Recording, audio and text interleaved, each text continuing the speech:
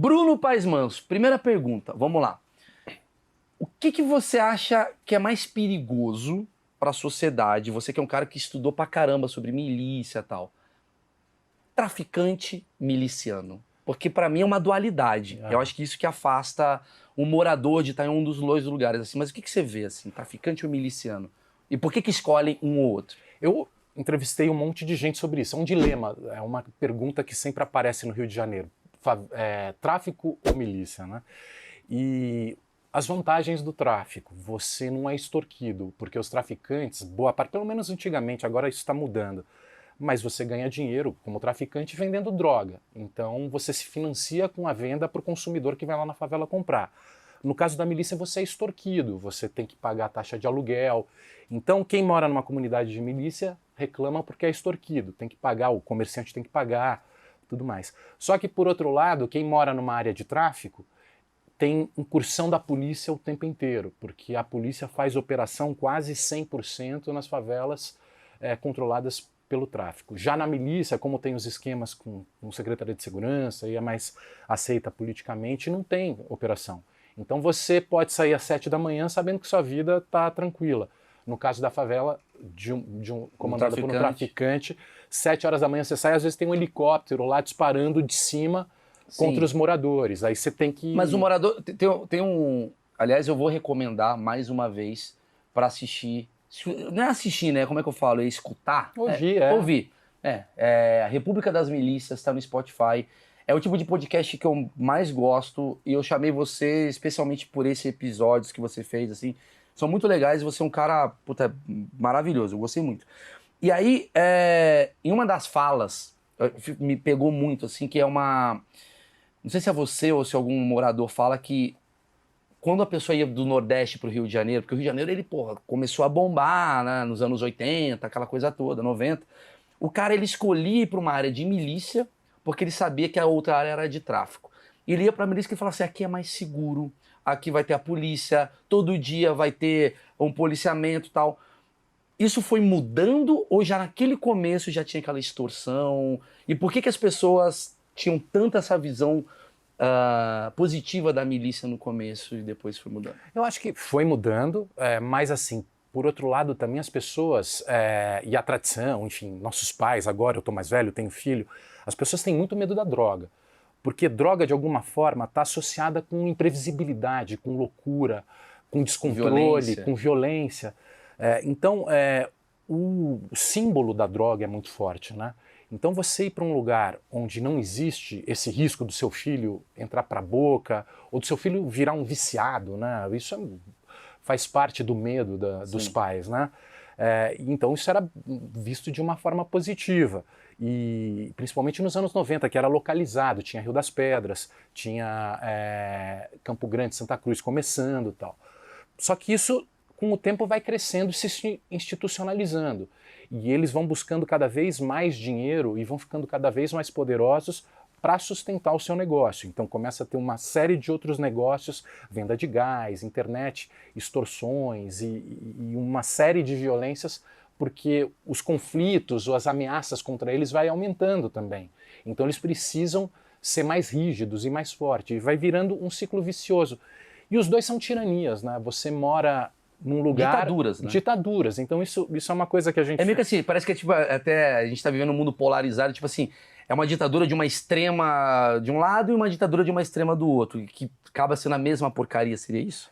Porque, assim, o cara tem fuzis, ele mora num lugar, você mora num lugar, pode ser um lugar de 100 mil pessoas ou um lugar de 10 mil pessoas. Só que ele precisa ganhar dinheiro com crime, vendendo droga. Então se você fica incomodado, de repente com baile funk, ou de repente com uma zoeira ou com algum tipo de problema, você não pode reclamar e você não pode denunciar. O crime você não pode falar, você tem que viver numa lei do silêncio, sob risco de morrer, de apanhar. Esse é o lado do tráfico, né? Que você tá querendo dizer. Do tráfico e da milícia também. A milícia, pelo que eu entendi, o grande problema mesmo, assim, no começo até os moradores eles tinham uma coisa do tipo assim, puta, tá protegido, meu filho não vai entrar com droga, e o grande problema foi quando o cara acaba, de certa forma, o comércio local, eles precisam ganhar dinheiro. Acaba aquela coisa do tipo assim, eu ia lá e pegava o dinheirinho aqui no bar Então eu vou ter que de alguma maneira vender produtos, eu vou ter que comandar essa minha região e ao mesmo tempo começar autoritário do tipo assim, ó, eu não quero que você use brinco, eu não quero que você use roupa de marginal, e você vai criando um sistema que é visto na visão de um policial aposentado como deve ser certo o comportamento dali. E dali você vai criando um poder e daquilo ali você vai, digamos, se corrompendo e sendo violento da mesma forma. É mais ou menos isso? Mas, por exemplo, você começa a emprestar dinheiro a juros, né? E aí, se o cara não paga, o miliciano vai tomar medidas drásticas. Bater, ou matar, ou sumir. Ou teve um caso que eles estavam loteando um bairro para venda de terrenos. Uma mulher que economizou durante 10 anos, trabalhando hora extra, pagou 13 mil reais nesse terreno. Foi um golpe feito pela milícia. Ela foi reclamar, para quem que ela vai reclamar? Não tem como, perdeu os 13 mil reais de anos de trabalho.